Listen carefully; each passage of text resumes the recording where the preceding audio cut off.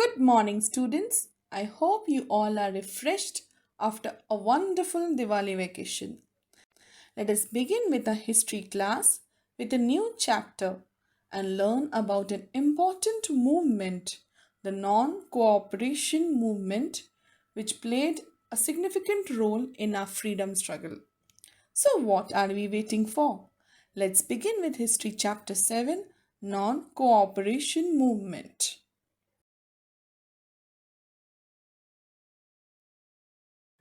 Children, the great leader Lokmanya Tilak died in 1920.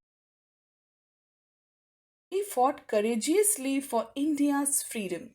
After his death, the leadership of the freedom movement went into the hands of equally strong leader Mahatma Gandhi. Mahatma Gandhi returned from South Africa in 1915. After his arrival, he was told to take a tour of India by the moderate leader Gopal Krishna Gokhale. Gandhiji felt very sad for the miserable condition of Indians and took a vow to work for the Indian people. Children, he was a great leader. He undertook many important movements to help people of India in gaining freedom and justice from the British. The period from 1920 to 1947 is thus rightly called as the Gandhian era. Before we know about the non cooperation movement led by him, let us know about the principles and philosophy that Gandhiji had adopted to attain freedom for India in a non violent way.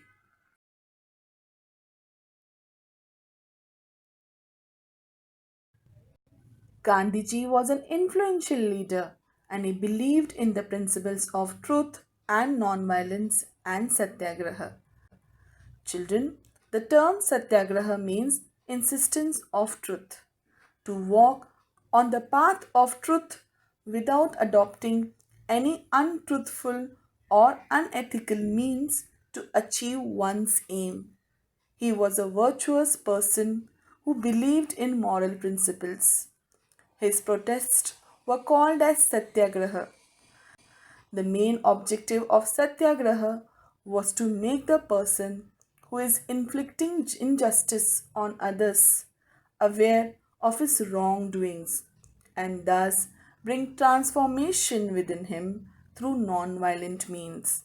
This technique demands a lot of patience and perseverance which Gandhiji had children. He taught that a satyagrahi should never use violence and untruthful means to achieve the purpose. Children, this novel technique of satyagraha gave a new direction and revived the hopes of Indians.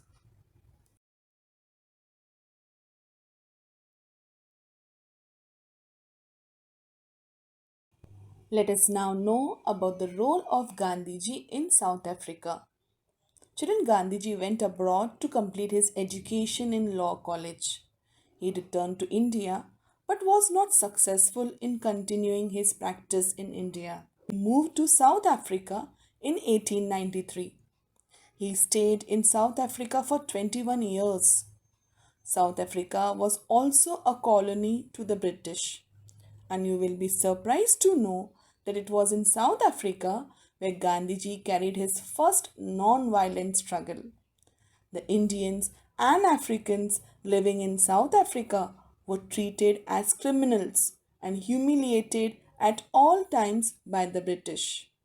They were termed as blacks because of their color. There was discrimination and inequality against them in South Africa. In 1906, when the British government declared that it was compulsory for the blacks to carry an identity card and had put many restrictions on their freedom, Gandhiji launched a non violent struggle against the government and gained civil rights and justice for the people in South Africa. He returned to India in 1915. At that time, he was 45 children. Looking at the miserable conditions of Indians, Gandhiji decided to fight for them and help them to get justice. He organized farmers, laborers, workers, and protested against the excessive taxation and discriminative policies of the British. Let us study about these satyagrahas one by one.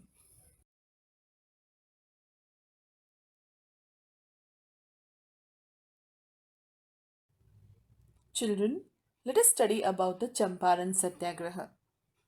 Gandhiji's first satyagraha against injustice in India was carried in Champaran region of Bihar. The farmers of Champaran region were forced to cultivate indigo.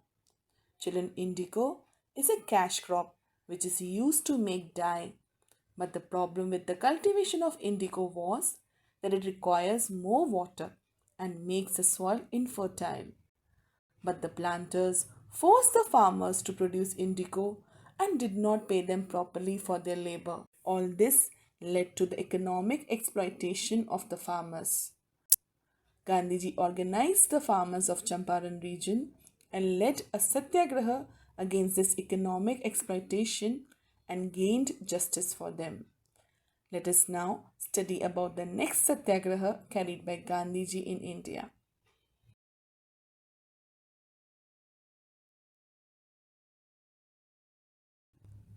Khera Satyagraha. In 1918, in the Khera district of Gujarat state, there were constant famines due to which the crops had failed. The British government forced the farmers to pay the land tax. Gandhiji suggested that the farmers should refuse to pay the tax since there was no cultivation. The farmers of Khera organized under the leadership of Gandhiji and forced the government to waive off the tax. And within a short period of time, the government suspended the tax levied on farmers. Thus, Khera Satyagraha became successful. Now, let us know about the workers' movement that took place at Ahmedabad.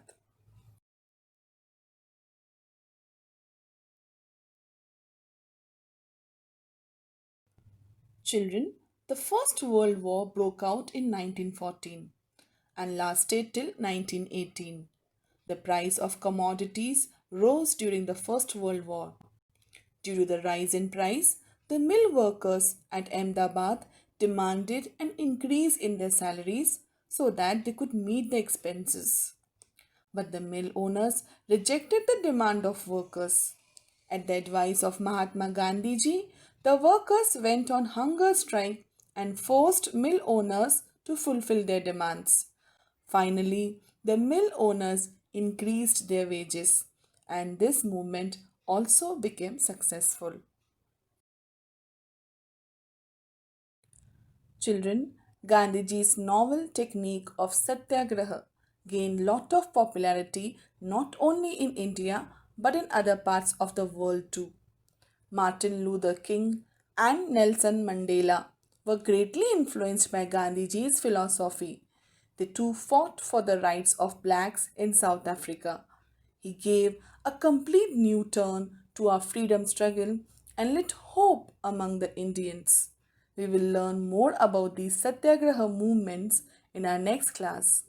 Now read page 31 of your History Civics textbook and complete the notes that are given in the PDF file neatly in your notebook. Thank you.